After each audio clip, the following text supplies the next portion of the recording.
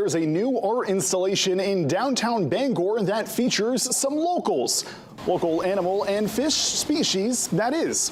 University of Maine students from Intermedia and the Department of Ecology, Fisheries and Wildlife came together along with Bangor Beautiful to create the Penobscot River Ecology mural. The finished art decorating the Kenduskeag River pump station was unveiled this afternoon. Every angle of the building showcases the different wildlife that inhabit our waters and the roles that they play in its ecology. Now, not only does the mural serve as a way to raise awareness for our natural neighbors, but it platforms the work and talents that exist in our community too.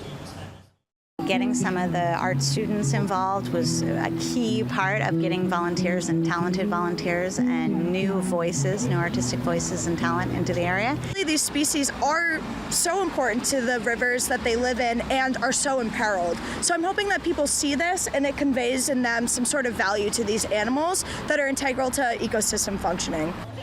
The mural first started as part of Frederick's doctoral dissertation, but she says it has grown into so much more.